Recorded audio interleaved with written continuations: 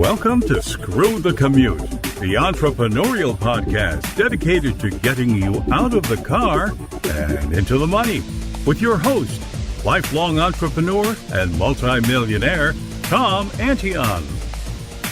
Hey there, everybody. It's episode 103 of Screw the Commute podcast. I'm Tom Antion, and I'll be here with you today on our Monday training, which is basic video editing. I'm going to get you familiar with the terms and alert you to some things about video I guarantee you've never even heard of.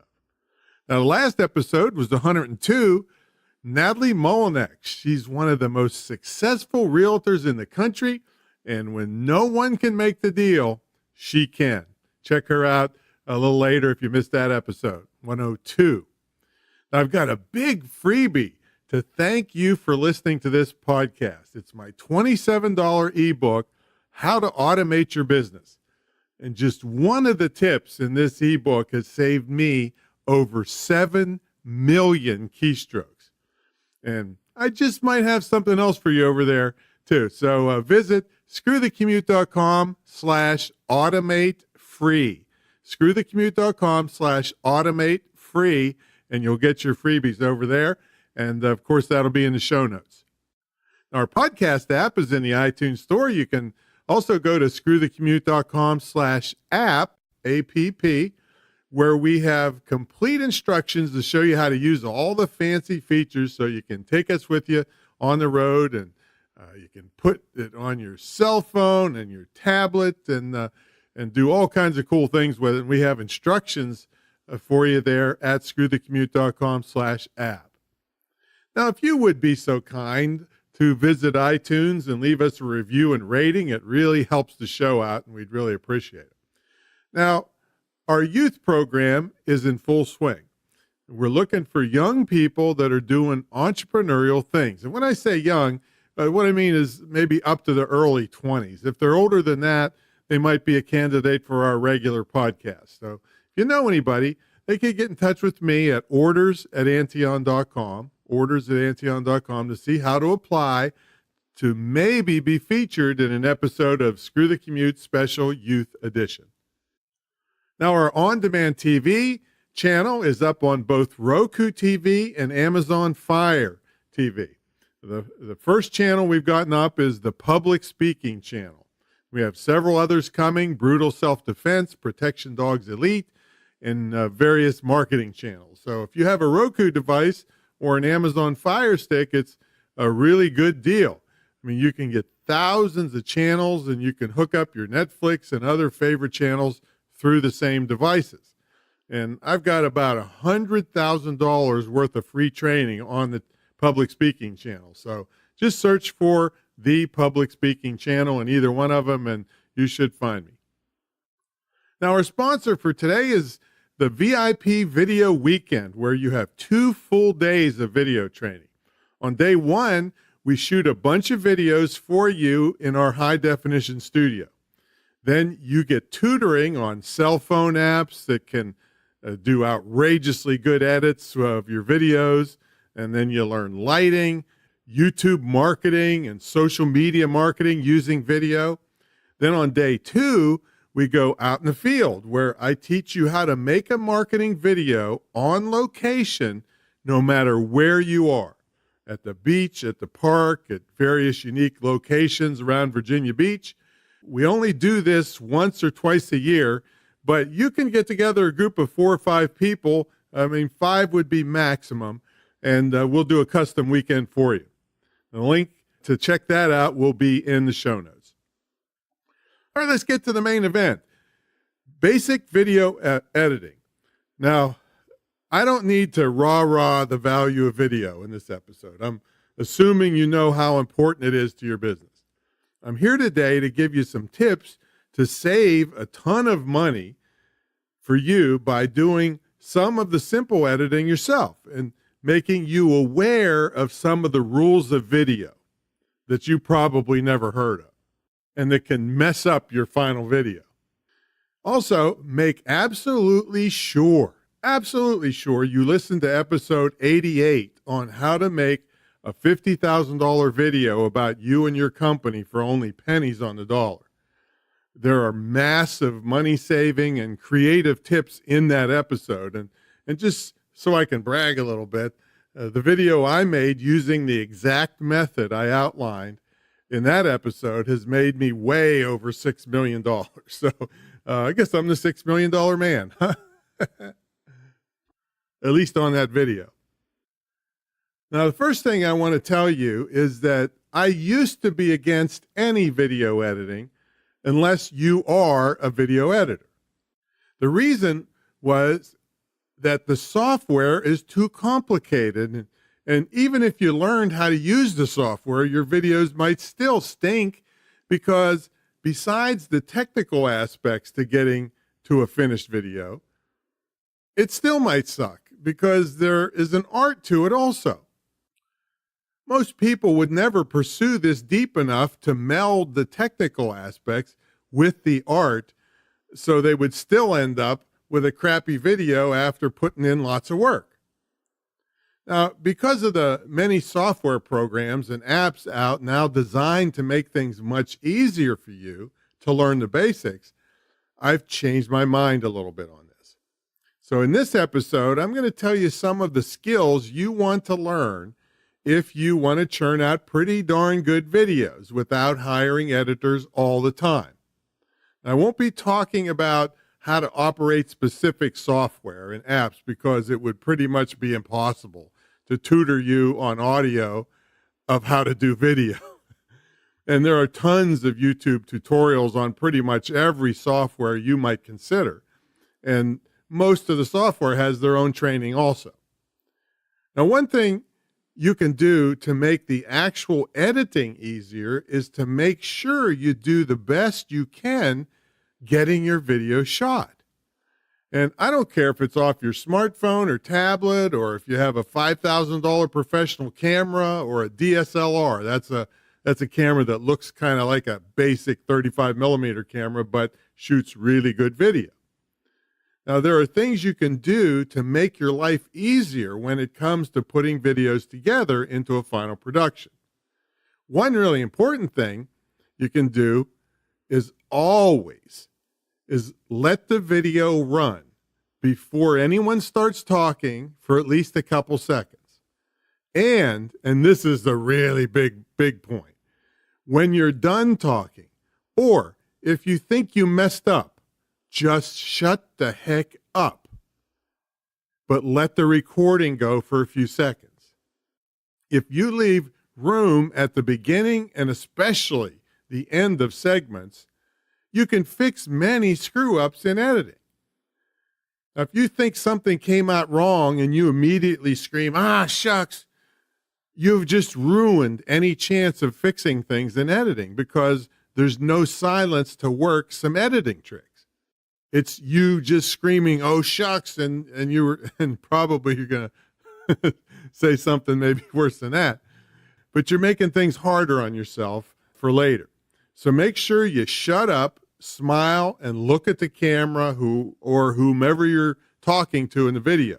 This is really important to leave that blank space at the end. All right, I'm going to talk to you about sitting off center. Now, if you're talking to the camera, we call that being a talking head. And no matter how exciting you think your topic is, it can always be enhanced with some graphics. But if you sit right in the middle of the picture, it's hard to fit a graphic in between your head and the side of the screen. I messed this up a lot in the beginning of my career. Now I sit off to the side. It doesn't really matter which side as long as you stay on the same side in the same video. Now, we'll be talking about something called continuity errors shortly and different rules where if you break them, you confuse the viewer. But anyway, sit off to the side so you can pop in graphics. All right, here's one of the rules right here, the 180-degree rule. Now, you do not want to violate this 180-degree rule. Now, before we go on, let me mention that, yes, I know this is an audio podcast. So in the show notes for this episode, I've put links to YouTube videos that do a really good job of illustrating some of the things I'm talking about here. So the 180-degree rule is one of them. So what is it? Well, you probably have seen many interviews on TV where two people are either seated facing each other or standing and facing each other. If it's a really important person being interviewed, there are probably at least 3 cameras going. One camera is in the middle, shooting both people from the side. Now let's call these people the person on the left and the person on the right. Another camera would be shooting over the shoulder of the person on the right, looking into the face of the person on the left. And another camera would be shooting just the opposite of that. It would be shooting over the shoulder of the person on the left into the face of the person on the right. I guarantee you've seen this hundreds of times on TV. What I want you to pay attention to is that all the cameras are on the same side of an imaginary line drawn between the person on the left and the person on the right. If one of those cameras crossed over that imaginary line and goes on the opposite side of either person, everything goes to heck. It makes it very confusing to the viewer to know what's going on. It just doesn't look right. Now, if all the cameras were on the other side of the imaginary line for the entire shoot, everything's fine. It's when one of them goes rogue, all right, and crosses the line, that's when you got the trouble. So if you're involved in either being interviewed or interviewing someone else, make sure all cameras stay on one side of that imaginary line. If you only have one camera shooting both of you, well, you don't really have to worry about this unless someone shooting you, and maybe they have your cell phone, decides to get creative and cross over to the other side of you. Now the final production is going to look goofy. So pay attention to the 180-degree rule. And again, you can see examples on YouTube. And remember, the 180-degree rule usually applies with dialogue between two people. And I've got several links in the show notes so you can go later and see examples. All right, next topic is continuity errors. Now remember, we're talking about things that to make sure you get shot correctly so that you don't have nightmares when it does come time to edit stuff. What you want to watch out for if you're shooting a lot and taking breaks between shots, and it's known in the industry as continuity errors. Hollywood films actually hire people to watch for any differences in the scene that when they're edited together look weird, and even the Hollywood people still make mistakes. I mean, you can see tons of these bloopers and film mistakes on YouTube. The classic example, let's give you one that people use all the time, would be something like you're in a scene talking to the camera and there's a glass of ice water sitting on your desk. And then you decide to take a break for lunch, and when you start shooting again, the ice is melted, and also right after you finish the segment, you drank a bunch of the water, so it's at a different level in the glass now. And then when you pick back up the shooting after lunch, the glass has no ice in it, and it's at a different level. And also, another thing, maybe you rolled your sleeves up after lunch, and they weren't rolled up before lunch. Well, the people watching the continuous video had no idea you broke for lunch.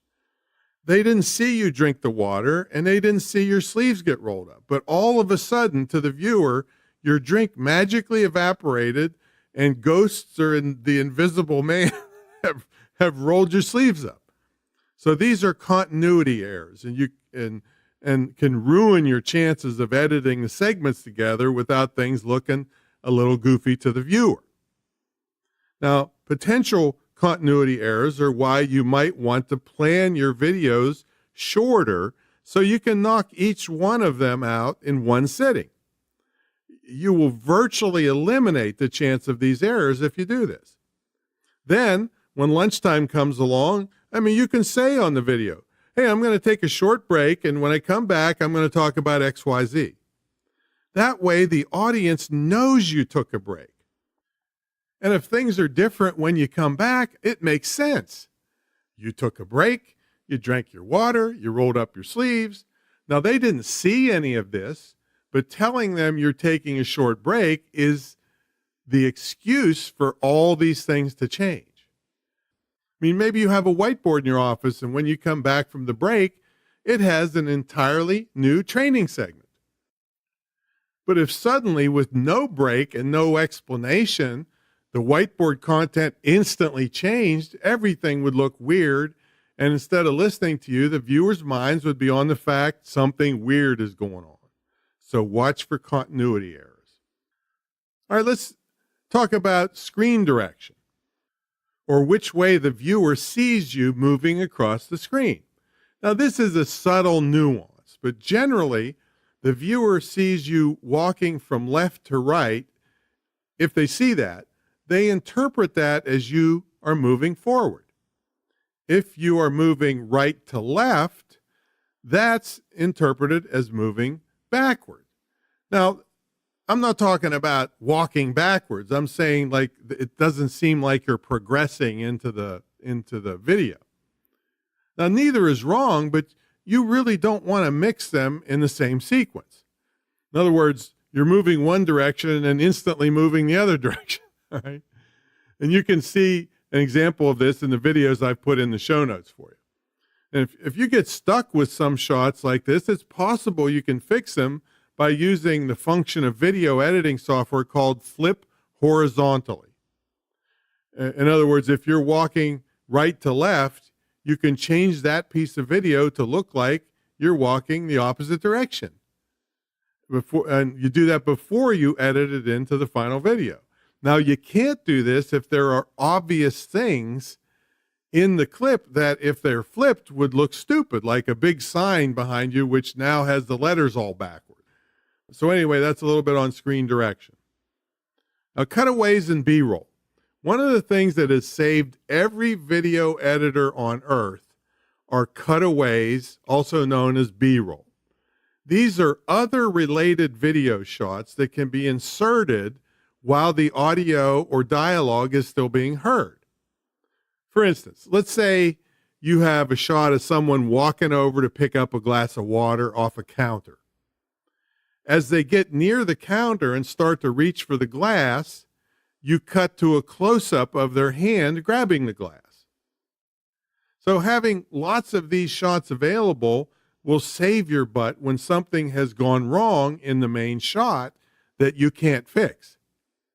Instead of trying to doctor up a bad shot, you simply cut to the cutaway or the B-roll and then cut back to the main shot after the bad part is passed.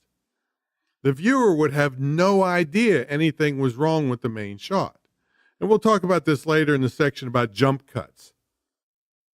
Another thing cutaways do, even when there is no glitch in the main shot, is to further explain what the person is talking about. Now, you can see this extensively in my production about my retreat center. And that's at greatinternetmarketingtraining.com. Greatinternetmarketingtraining.com. We'll have it in the show notes. And you click on the little TV monitor. So I'm sitting in front of a fireplace talking, and the editor would cut to pictures of what I was talking about. If I was talking about our pool and tennis court, you'd hear me, and that's called voiceover, but you would be seeing the pool and the tennis court. So those are cutaways and B-roll, really important to you. Now, transitions. These are where two different scenes come together, or when one scene moves forward or backward in time. There are many types of transitions. The most common one is a cut. That's where you're looking at one scene and then bang, immediately you're looking at another scene. A dissolve is where two scenes overlap and one fades out while the other fades in. Now, there are all kinds of transitions like wipes and all kinds of things, but the most used are cuts and dissolves. All right, let's get to some basic editing. The term you will hear often and you must understand is the timeline. This is usually across the bottom of any kind of video editing software. And it tells you where you are in the video as a function of time. It starts at 0 and it goes up by video frames, seconds, minutes, and hours. Now, another term you'll hear is the playhead. That's a vertical line that tells you where you are in the video. It moves. Now, how you do certain things in video editing depends on what software you're using. And I'll tell you what I use, but there are lots out there to pick from, and you'd have to get tutorials on how to use them because they're all different. And I will be telling you here some things that are common in all video editing and things you should learn how to do. Now, some video software, like many cell phone apps, will have the video already there with a timeline at the bottom as soon as you shoot it, and you're going to edit the video. But some software, you will import the video and then you drag it to the timeline. And maybe I shouldn't say import the video. Most likely you will see a command in the software to import the media. They call it media because it may not be video. It might, some of it's going to be video if you're doing a video, but it might be still photographs, charts, graphs, music, or audio, sound effects, the script that you've recorded, and all that stuff. That's your media that's going to go in the final production. So here's things you need to know how to do. Now, I'm going to tell you about them, but I learned them one at a time, mostly from YouTube tutorials, whenever I ran into a situation where I needed this function. Now, if you want to just start out easy with simple video where you're talking to the camera, things will be pretty easy. I do suggest, like I always do, you recruit a young person to tutor you when little things come up, and they'll figure it out in 2 seconds, and it might take you 2 months to figure it out. And believe me, I've been there. All right, one thing you need to know about is file formats. Here's pretty much all you need to know for now, for basic stuff. You'll mostly be dealing with .mov files and .mp4 files. At the time of this recording, you pretty much exclusively want your project to end up as MP4 files. That's the standard nowadays. And remember, this is a basic discussion. Just remember you want .mp4, and now this doesn't mean you can't combine different formats when you're working on the video. You just want it to end up with the final video when it's all put together being MP4. All right, this next thing is kind of like, hey, are you ready to screw the commute? So this section is called Grab Your Assets. Grab your assets. So the first thing you do is gather all the stuff you want in your final video. These are called media or maybe assets. Video clips, photographs, graphs, audio, all that stuff. Then you import them into your software program. You will usually be calling your video project, think how creative this is, a project. So basically, you're grabbing all the stuff that's going into your video. Now, don't worry if you grab too much or more than you need. Just because it's in your project doesn't mean you have to use it. And vice versa. If there's not something that's not in there, in the middle of the project, you can go create it or find it and import it and then use it. Then you start dragging your video clips onto the timeline. To keep things easy, just put the first scene first and then drag the next scene and put it on the timeline to the right of the first scene. And you add additional scenes to the right. Most likely, when you drag a scene slowly to the left, it will butt up against the previous one. That line where the two meet is called a cut or a transition. A cut is a certain kind of transition. So here's a basic list of skills. Now, these are some of the simple things you must learn how to do in whatever editing program you choose. And yeah, remember, I'm going to name a couple of them before we're done here. All right, you got to be able to trim the beginning and ending of clips. So that's just cutting off video that's not the program. You've got to be able to do a transition between clips. So you can do a dissolve or a fade in, fade out. You can do a cut. You can do a wipe. You can do all kinds of things, that a swipe where things fly out from the left and into the right and vice versa, all those kinds of things. Those are transitions. And once you learn how to do one, it's just they're different ones you do, and you just put it right there at the transition and you get the transition. You need to be able to split a scene into smaller parts so you can insert other assets at that point. So you're splitting up a piece of video so you can stick something in the middle of it. You need to be able to put text over your video. And you need to be able to put text over a colored background, almost like a PowerPoint slide or a title slide or a graph or graphic that you want to put up and say something in the middle of your video, or a disclaimer that you want to put at the start. That's text over a background. You need to be able to put in a still photo. And in this case, I'm talking about a photo that takes over the entire screen. You need to be able to put in a picture in picture. There's also known as PIP, where you either put another video playing in a small part of your original video, or you put a still picture in your video. Now, in this case, the picture is not taking up the entire screen. And that's, again, why I sit off to the side now, so I have room to put my picture or book cover or things like that on the same screen with me. Here's a cool one, the Ken Burns effect. This is while we're talking about still photos. This is a great time to introduce this to you. This is where you have a still photo on the screen, and the camera appears to be moving. But the camera is not actually moving. The editing software just makes it look like it's moving. It's a great effect, and I put a YouTube video to show you examples of what I'm talking about in the show notes. All right, simply, you got to be able to turn the audio up or down, right?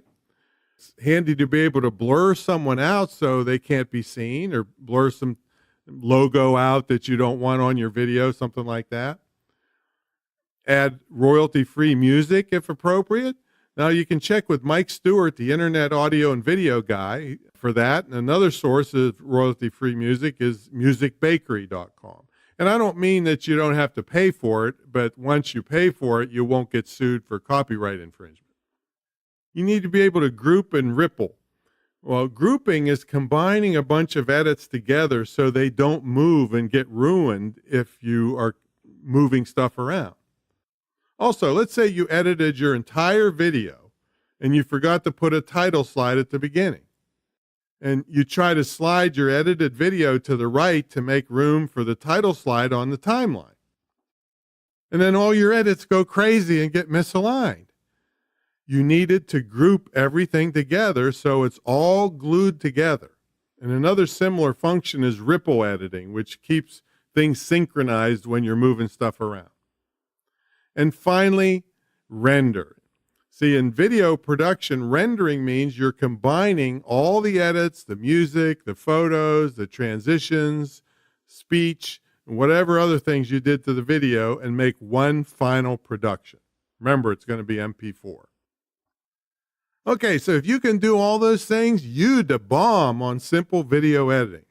You don't need to be able to do them all to get started, so don't worry about that. Now, let me give you a few extra tips to do and things not to do in your videos.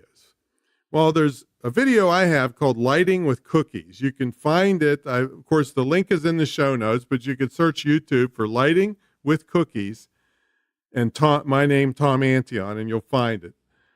And this isn't really an editing tip, but it's a really cool lighting tip to make gorgeous backgrounds on walls and bookcases and such for only pennies.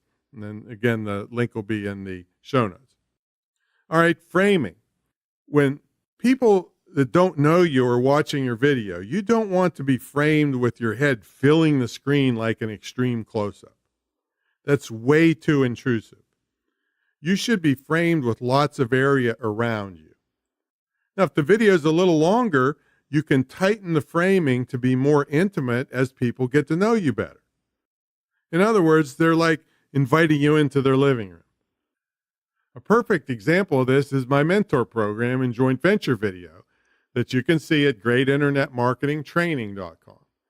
See, most of the time I'm sitting in front of the fireplace, and if you pay attention, you'll see that in the beginning of the video, there's plenty of the fireplace room around me to be seen.